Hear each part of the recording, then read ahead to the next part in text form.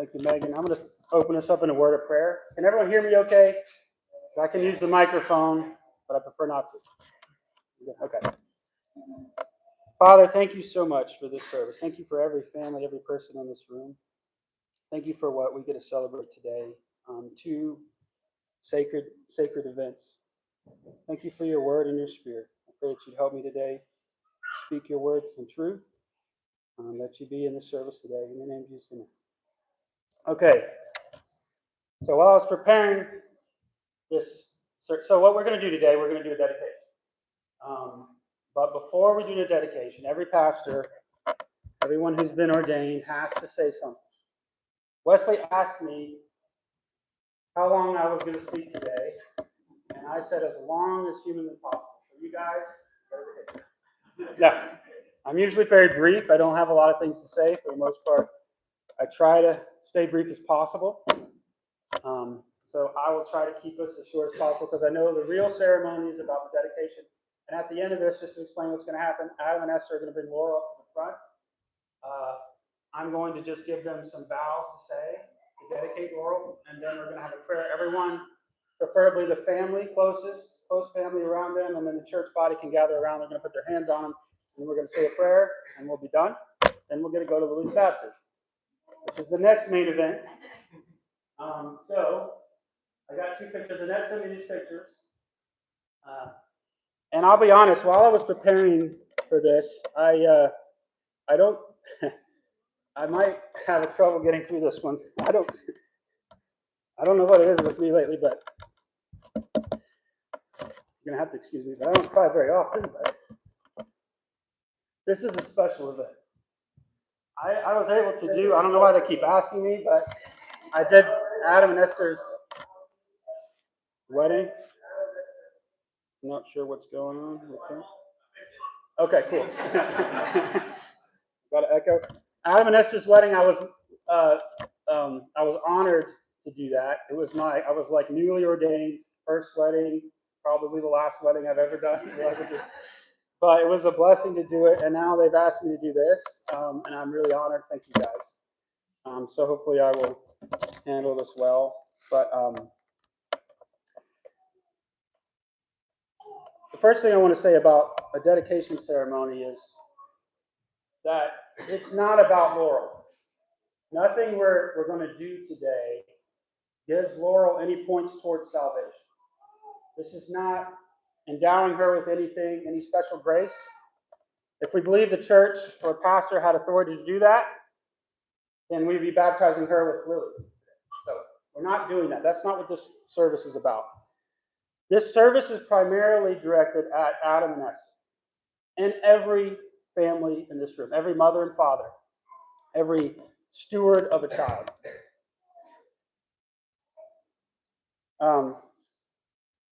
Being a parent is a heavy responsibility. It is one of the greatest responsibilities that God has given us. And it is something that, quite frankly, we can fail at. I'll say that we can fail at being a parent. In fact, every parent in here realizes that we do fail on a regular basis. And I put myself at the top of that list.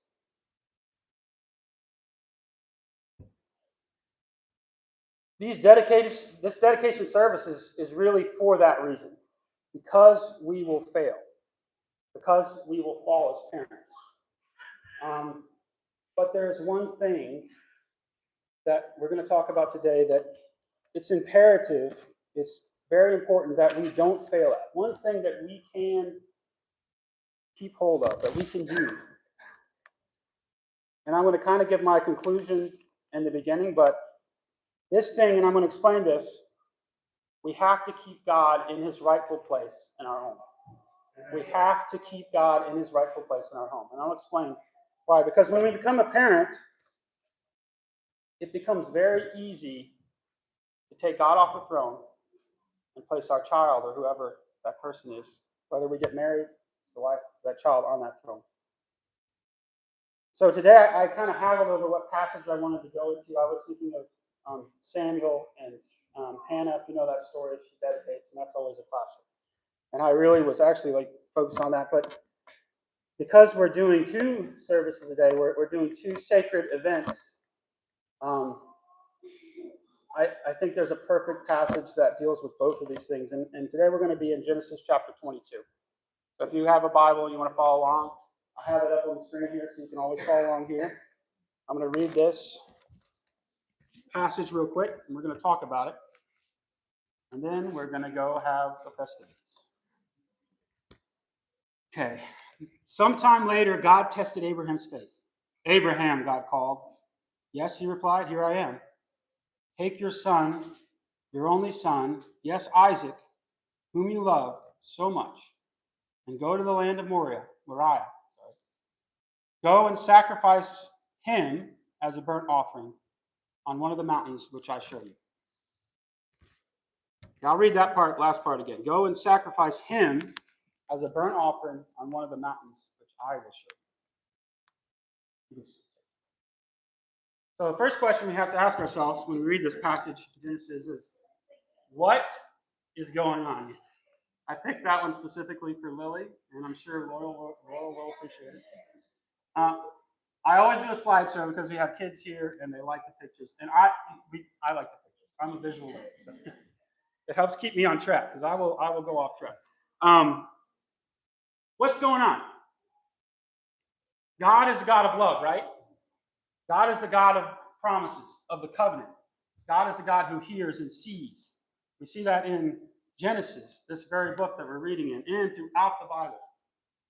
So why would God ask Abraham to sacrifice a burnt offering? If you're not familiar with the offerings of the Bible, the burnt offering is the one offering that is completely consumed on the altar. So when you slay the offering, you put it on the altar, you burn that fire until the whole animal's gone. It's a complete sacrifice. Most sacrifices, part of the animal is given to whoever is doing the sacrifice. The person who was taking place in the sacrifice could eat part of that. I know that's all side stuff you don't need to know about. But a burnt offering was wholly God's, completely given to God. So that means God asked Abraham to kill his child and burn him.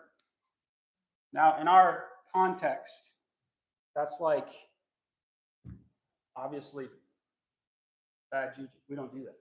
For good reason. You know where we get that from? From biblical principles. So what's going on here? Later on in the Bible, we see that God detests human sacrifice. We know that he's against human sacrifice. He hates it. It's a normal practice in this time.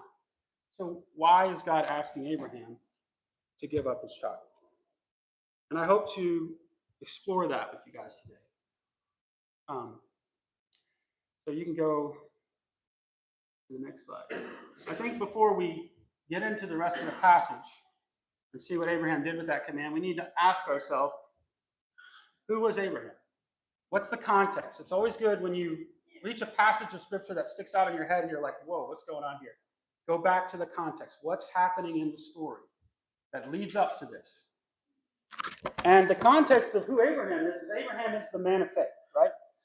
God comes to Abraham earlier in the book of Genesis and says, Abraham, I want you to leave your home, leave your safety net, and go to a land, a new place, a new land, and start a whole new life.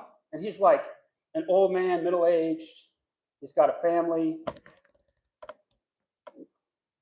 It was a weird thing to ask of somebody. But Abraham does it. Now, back in those days, you don't just leave the place you're from. It's a dangerous place, that world. You leave, you go to a new place, you're likely to get killed by somebody and all your stuff taken. And it's fair game because you're on their land. So that's a big request that God asked Abraham to do. And it took a lot of faith in the God that was asking it to do it. Because if this God isn't powerful enough to protect you against all the other potential gods, then you're dead. So Abraham eventually did obey God after his father died. He waited a little bit. And he moved to a new land. And there's a whole process of Abraham growing in his faith in this God. God comes to him time again, and he proves his faith. Now, he's not perfect. He makes a lot of mistakes. But Abraham is known as the man of faith. And Abraham's also the man that God went into covenant with. He made a covenant with Abraham, a promise. because of your faith in me, I'm going to give you some things. I'm going to give you a land that's going to be your land. I'm going to give you great nations. Your children will become a great nation. And you'll be blessed by me. Your children will be blessed by me. And one of the most important blessings is, hey, your seed, and this is important, seed being singular, one of your children is going to bless all the nations of the earth. So this was the promise given to Abraham. So God said, you have faith in me. This is all the things that I'm going to give to you. But there was a problem with these promises. Abraham was already like 75. He didn't have any children. And, God had blessed him in a lot of ways with cattle and a big household other than that, servants and things like that. But he didn't have any children. And he's supposed to be the father of a great nation, right? And God's telling him this over and over again. For 25 years, God comes to him 4 different times throughout his life and says, hey, I'm going to give you, a great nation's going to come out. And Abraham had to be thinking to himself, that's great. Actually, we knew he was thinking to himself because he tried to take matters into his own hands and start that nation himself with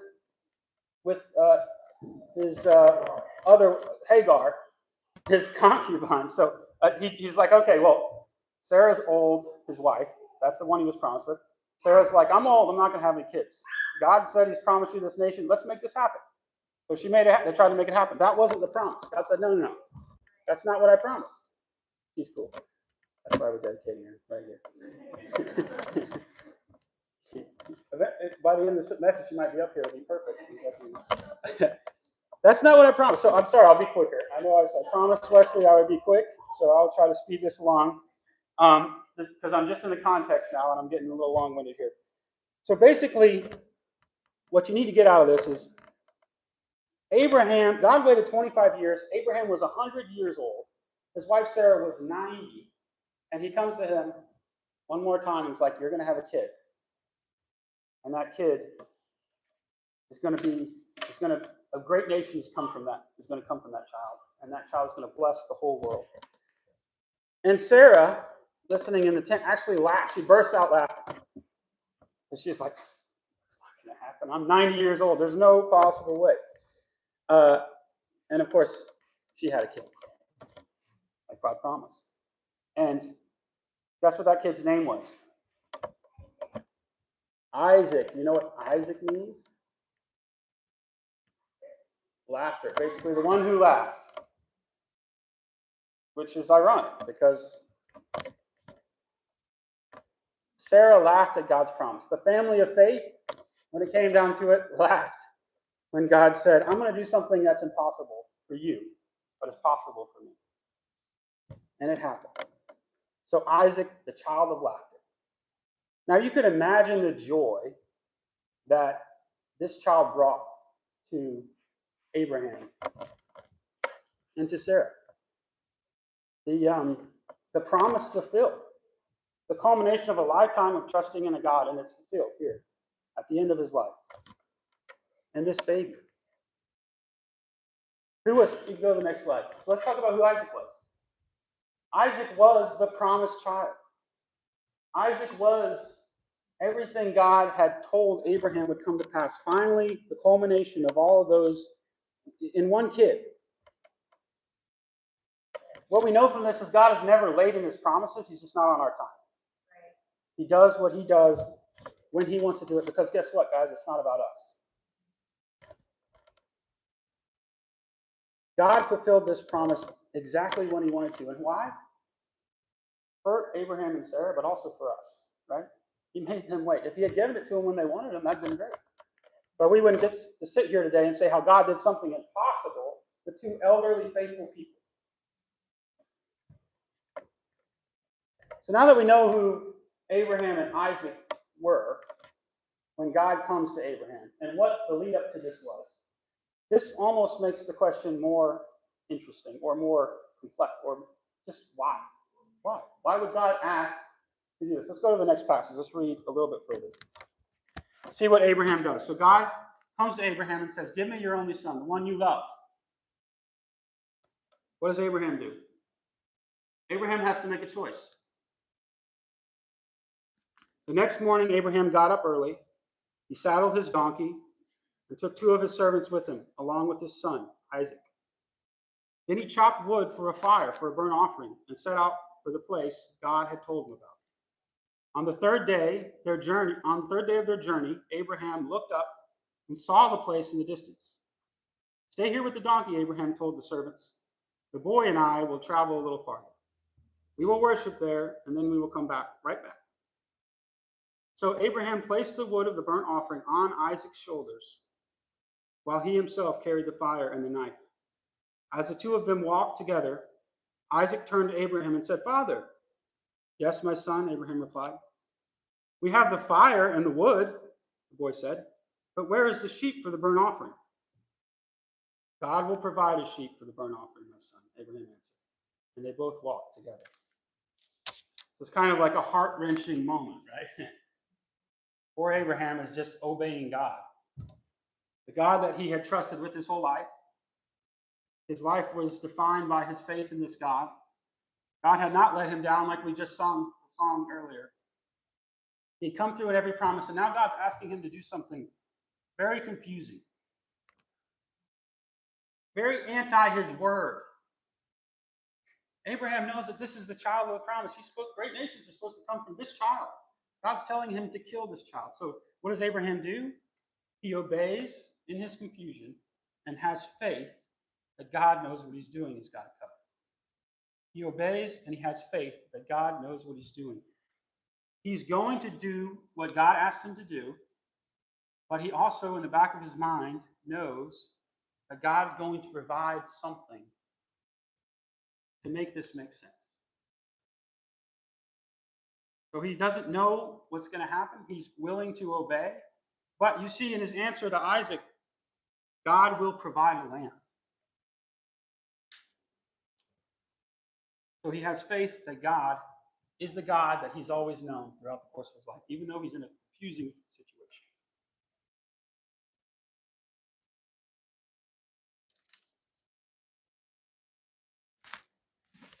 So let's go to the next and the last part of this passage. Are you on the? Okay, yeah. When they arrived at the place where God had told him to go, Abraham built an altar and arranged the wood on it. Then he tied his son Isaac and laid him on the altar on top of the wood. And Abraham picked up the knife to kill his son as a sacrifice. And at that moment, the angel of the Lord called to him from heaven, "Abraham, Abraham." "Yes," Abraham replied, "here I am." "Don't lay a hand on the boy," the angel said. "Don't hurt him in any way. For now I know that you truly fear God. You have not withheld from me even your son, your only son." Then Abraham looked up and saw a ram caught by his horns in a thicket. So he took the ram and sacrificed it as a burnt offering in place of his son. Abraham named the place Yahweh Yireh. Sure, I'm mispronouncing that, so I'm sorry for any of you Bible buffs out there. Which means the Lord will provide. This day, people still use the name as a proverb. On the mountain of the Lord, it will be provided. So, what's happening here? I think there are 2 main things that we can get from this story as parents and as individuals. The first thing is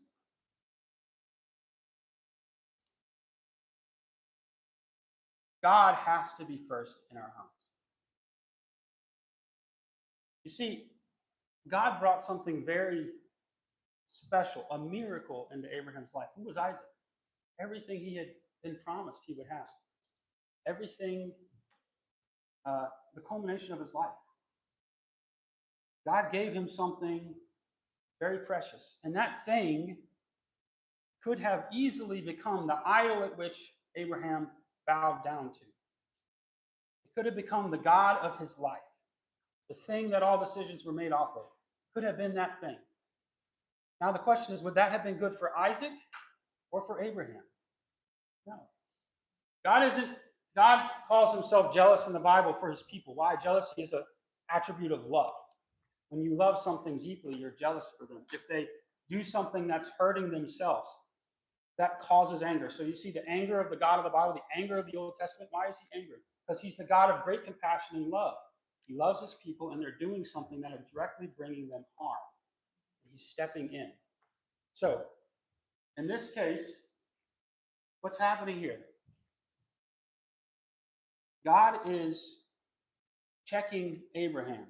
I've given you this thing, this promise. This is for me. This is a gift. This is a miracle. Give it up. Give it back to me. He's watching to see if he's going to do it. And he doesn't want the death or the suffering of Isaac. He wants to show in Abraham the importance of, I am still God. You have Isaac because of me, and he's mine. So, as parents, what we can learn from this story is, as much as we love our children, it's never okay to place them out of order. God, marriage, kids. That's the order that God's ordained. Our marriage is sacred. That is the first. God is the most sacred. We orient ourselves towards him. Why? Because that is the best life we can live. Then we focus on our marriage. Why? Because that is a sacred bond. We made our vows together first. Then we pour ourselves out for our kids. That's the right order. So, what's the next thing? Actually, I think the more important point here. What is God doing with this? Because you could say, oh, that's great, Josh. But God asked Abraham to kill his child. What's going on? Well, remember that promise. All the worlds will be blessed through you. All the nations of the world will be blessed through you. I believe this was an intimate picture that God was giving Abraham of what he planned to do, of his heart. You see it in every step along the way. Isaac put the wood of the sacrifice on his shoulders. He submitted to a 100-plus-year-old man to get bound and put on an altar. I mean, he's a young guy at this point. I think he probably could have got away if he wanted to.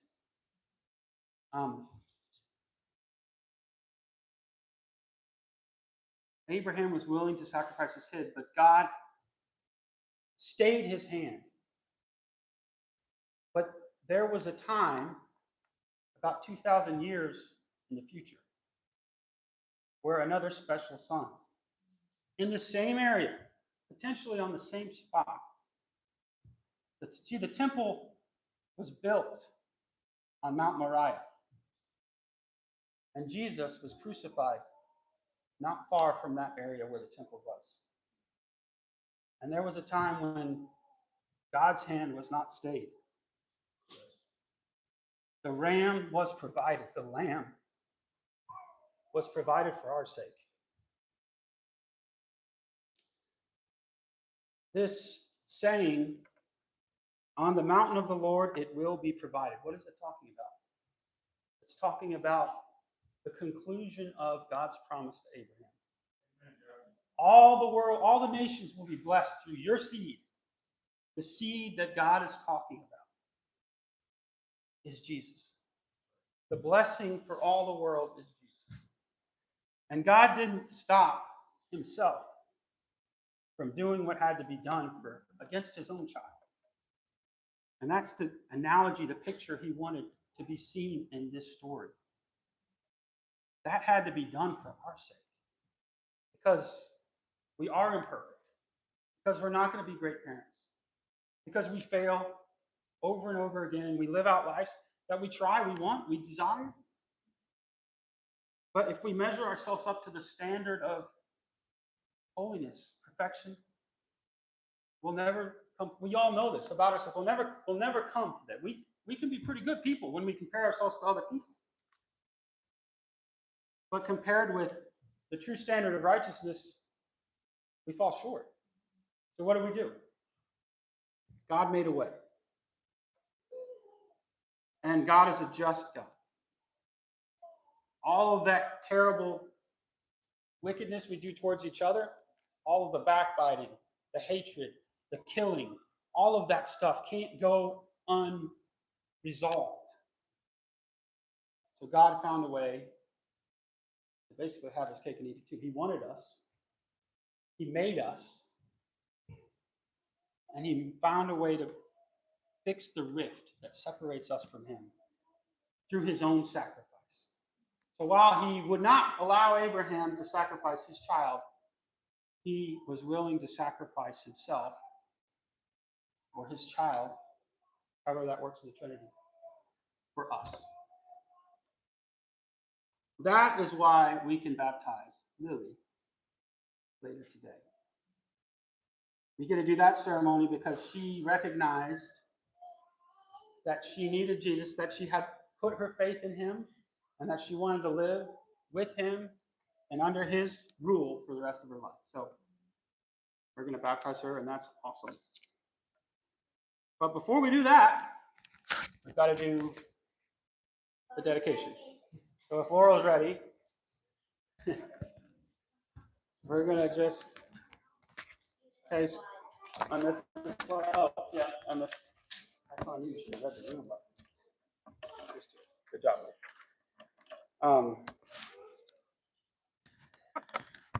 So you guys will come stand up here. Just going to have a quick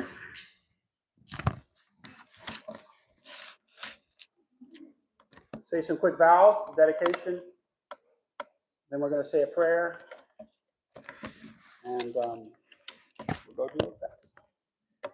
Okay, Adam and Esther, will you dedicate yourselves to keeping God first in your home? Yes. Will you decide or dedicate yourselves to raising Laurel in the light of Jesus' teachings and the principles of the truth laid out in God's Word, the Bible? Okay, guys, if you guys want to gather around Adam and Esther, family first, put your hands on them. We're going to say a prayer. And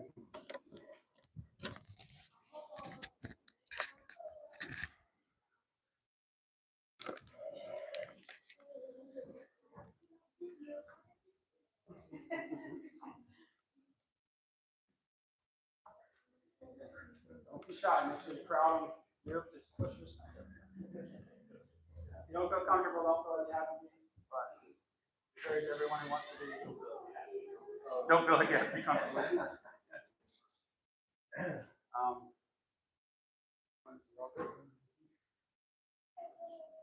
Father in heaven, we thank you so much for Adam and Esther, for little Laurel, and bringing her into this world.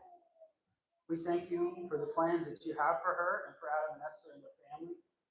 Thank you for the family around them. God, I pray that every person in this room and every family member would take it on their self, take the burden of raising Laurel in prayer for Adam and Esther. That you would guide them and give them wisdom how they raise her, and that you would put your hand and spirit on them. God, we got a Pentecostal. Father, I pray that you would just have your way with this family, and thank you for Lily and her baptism as well. In your name, Jesus, amen. Amen. Okay. No, she's so. No, this is perfect. Guys. Okay, I was going to say real quick, closing statement. If you are planning on coming to the baptism, we need to know so we don't start without you, and you need to know where it